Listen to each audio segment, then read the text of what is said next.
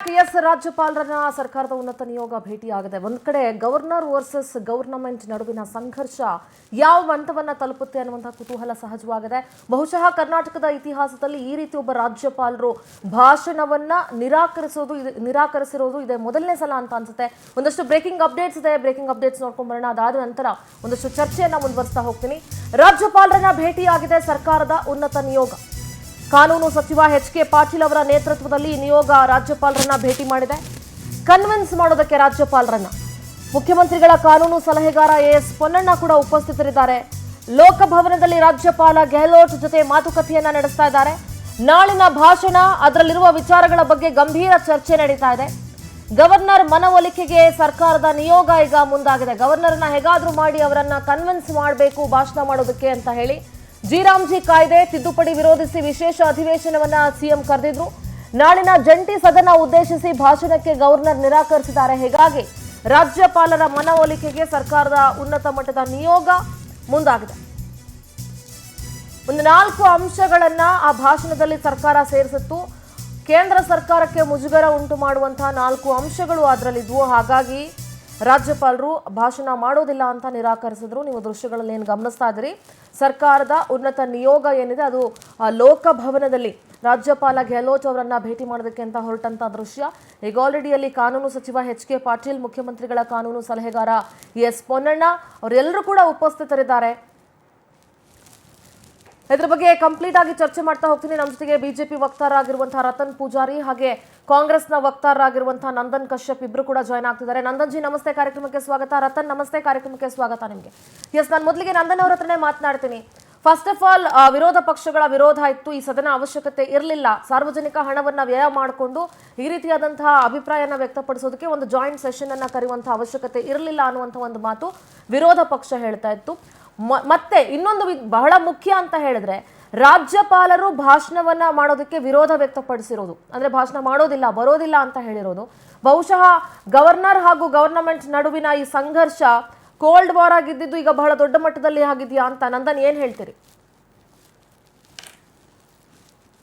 Article 176 ಹೇಳುತ್ತೆ, ವರ್ಷದ ಮೊದಲನೇ ಅಧಿವೇಶನದಲ್ಲಿ ಗವರ್ನರ್ ಬಂದು ಸರ್ಕಾರದ ಪರವಾಗಿ ಅಡ್ರೆಸ್ ಮಾಡಬೇಕು ಅಂತ 2006ರಲ್ಲಿ ಈ ಕಾನೂನನ್ನು ಜಾರಿ ಮಾಡಿತ್ತು.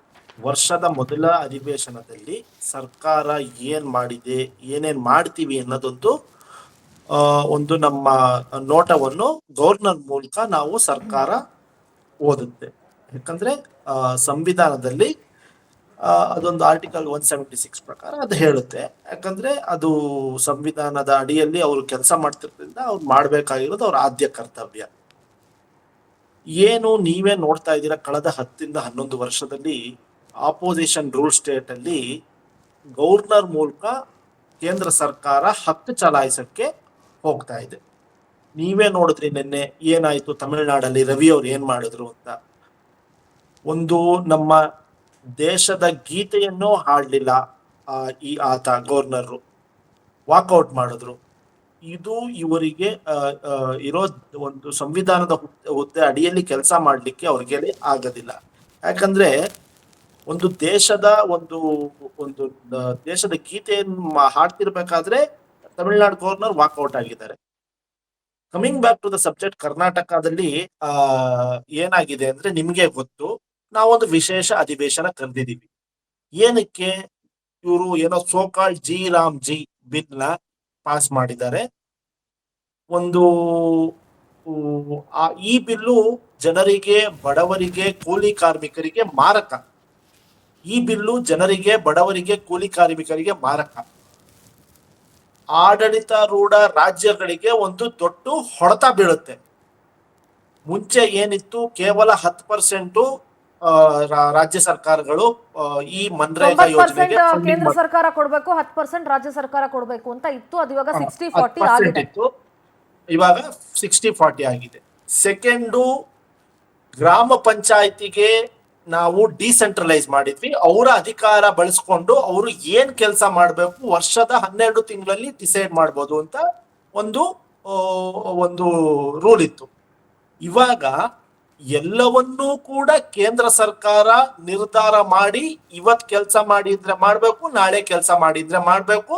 ಅದು ಒಬ್ಬ ಕಾಂಟ್ರಾಕ್ಟರ್ ಮೂಲಕ, ಒಬ್ಬ PWDನೋ ಇಲ್ಲ ಒಂದು ಮೇಸ್ತ್ರಿ ಮೂಲಕ, ಕಾಂಟ್ರಾಕ್ಟರ್ ಮೂಲಕ ಮಾಡಿಸ್ಲಕ್ಕೆ ಈ ಯೋಜನೆ, ಈ ಬಿಲ್ ಮಾರ್ಪಾಡಿನ ರಾಮ್ಜಿ ಅಂತ ಮಾಡಕ್ ಹೊರಟಿದ್ದಾರೆ.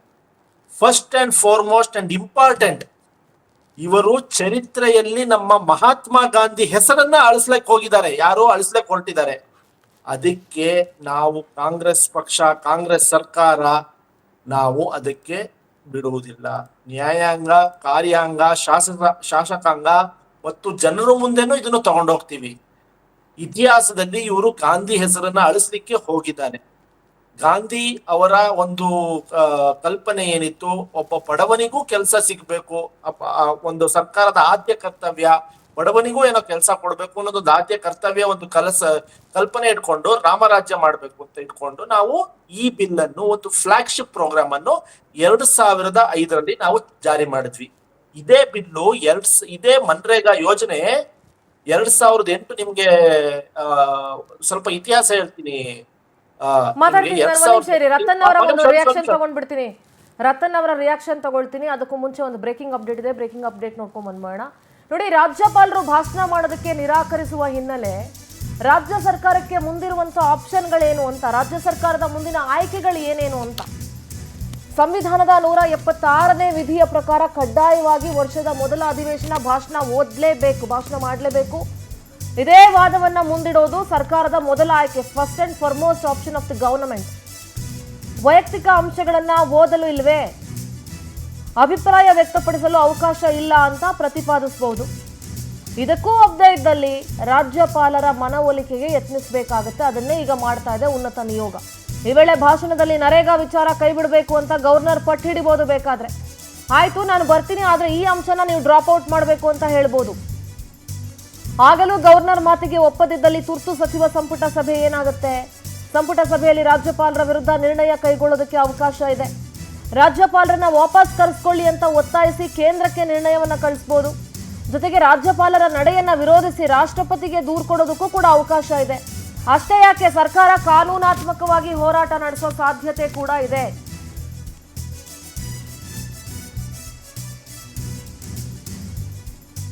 ಇದಿಷ್ಟು ಸರ್ಕಾರದ ಮುಂದಿರುವಂತಹ ಆಯ್ಕೆಗಳು. ಸದ್ಯಕ್ಕೆ ರಾಜ್ಯಪಾಲರ ಮನವನ್ನ ಒಲಿಸುವ ಯತ್ನಕ್ಕೆ ಕಾಂಗ್ರೆಸ್ ಸರ್ಕಾರ ಮುಂದಾಗಿದೆ. ಇದರಲ್ಲಿ ಒಂದಿಷ್ಟು ಕೇಂದ್ರ ಸರ್ಕಾರಕ್ಕೆ ಮುಜುಗರ ತರುವಂತಹ 4 ಅಂಶಗಳನ್ನ ಸೇರಿಸಿದ್ರು ಅನ್ನೋ ಕಾರಣಕ್ಕೆ ರಾಜ್ಯಪಾಲರು ಭಾಷಣ ಮಾಡೋದಕ್ಕೆ ಒಪ್ಪಿಗೆಯನ್ನ ಕೊಟ್ಟಿಲ್ಲ. ವಿಶೇಷ ಅಧಿವೇಶನವನ್ನ ಉದ್ದೇಶಿಸಿ ಭಾಷಣ ಮಾಡೋದಕ್ಕೆ ಒಪ್ತಾ ಇಲ್ಲ ರಾಜ್ಯಪಾಲರು.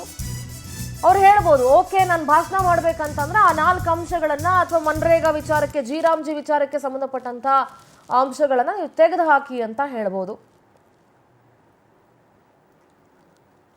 ಎಸ್, ನಂದನ್ ಇದ್ದಾರೆ, ನಾನು ನಂದನ್ ಅವ್ರ ಹತ್ರ ಮಾತನಾಡ್ತೀನಿ. ಎಸ್, ರತನ್ ಜೊತೆನೂ ಮಾತಾಡ್ತೀನಿ. ಅದಕ್ಕಿಂತ ಮುಂಚೆ ನಂದನ್ ಅವ್ರ ಹತ್ರ ಇನ್ನೊಂದಷ್ಟು ವಿಚಾರಗಳನ್ನ ಮಾತನಾಡ್ಬಿಡ್ತೀನಿ.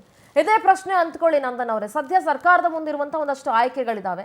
ನಿಮ್ಮ ಸರ್ಕಾರ ಯಾವೆಲ್ಲ ಪ್ರಯತ್ನಗಳನ್ನ ಮಾಡಬಹುದು? ಇನ್ ಕೇಸ್ ರಾಜ್ಯಪಾಲರು ಆ ರಾಮ್ಜಿ ವಿಚಾರ ಅಂಶವನ್ನ ಏನು ನೀವು ಸೇರಿಸಿದಿರಿ, ಆ ಅಂಶವನ್ನ ಕೈ ಬಿಡಿ ಅಂತ ಹೇಳಿದ್ರೆ ನಿಮ್ಮ ಸರ್ಕಾರದ ನಿರ್ಣಯ ಏನು, ನಿರ್ಧಾರ ಏನು, ಏನ್ ಮಾಡ್ಬೇಕು ಅಂತ ಅಂದ್ಕೊಂಡಿದ್ದೀರಿ? ನೋಡಿ, ಇವಾಗ ಅವ್ರು ಇನ್ನೂ ಮನವೊಲಿಸ್ತಿದೀವಿ, ರಿಕ್ವೆಸ್ಟ್ ಮಾಡ್ತೀವಿ, ಬನ್ನಿ ನಮ್ಮ ರಾಜ್ಯಪಾಲರ ಭಾಷಣವನ್ನು ನೀವು ಓದಿ ಅಂತ ಇನ್ನೂ ನಾವು ಮನವೊಲಿಕೆಯ ಪ್ರಯತ್ನದಲ್ಲಿ ಇದೀವಿ. ಇನ್ನೂ ಆ ಕಡೆಯಿಂದ ಅಫಿಷಿಯಲ್ ಕನ್ಫರ್ಮೇಶನ್ ಬಂದಿಲ್ವಲ್ಲ. ಬಂದ್ಮೇಲೆ ನಾವು ಯೋಚನೆ ಮಾಡೋಣ ಮುಂದಿನ ನಿರ್ಧಾರಗಳು ಏನ್ ಮಾಡ್ಬೇಕು ಅಂತ. ನಾವು ಅದನ್ನ ಮುಂದೆ ಹೇಳ್ತೀವಿ. ಫಸ್ಟ್ ಅಂಡ್ ಫಾರ್ಮೋಸ್ಟ್, ಇವಾಗ ದೇಶದಲ್ಲಿ ಇವರು ಬಿಜೆಪಿ ಸರ್ಕಾರ ಮಾಡುತ್ತಿರುವ ಅನಾಚಾರಗಳನ್ನ ನಾವು ಜನರ ಮುಂದೆ ಇಡ್ಲೇಬೇಕು. ಒಂದು, ನಮ್ಮ ಮಹಾತ್ಮ ಗಾಂಧಿ, ದೇಶಕ್ಕೆ ಸ್ವಾತಂತ್ರ್ಯ ತಂದುಕೊಟ್ಟ ಮಹಾತ್ಮ ಗಾಂಧಿ ಹೆಸರನ್ನ ಅಳಿಸ್ಲಕ್ ಹೋಗಿದ್ದಾರೆ. ಅದನ್ನ ನಾವು ಜನರ ಮುಂದೆ ಇಡ್ಬೇಕು, ಜನರು ಗೊತ್ತಾಗ್ಬೇಕು ಇವ್ರು ಏನ್ ಮಾಡಕ್ ಹೊರಟಿದ್ದಾರೆ ಅಂತ. ಸೆಕೆಂಡು, ಈ ಮನ್ರೇಗಾ ಯೋಜನೆಯನ್ನು ಒಂದು ತಿದ್ದಿ, ಒಂದು ರಿವೈಸ್ಡ್ ಆಗಿ ಒಂದು ಬಿಲ್ ಪಾಸ್ ಮಾಡಿ ಜನರ ಹಕ್ಕನ್ನು ಇದು ಬಡವರ ಹಕ್ಕನ್ನು ಕಸ್ಕೋತಿದ್ದಾರೆ.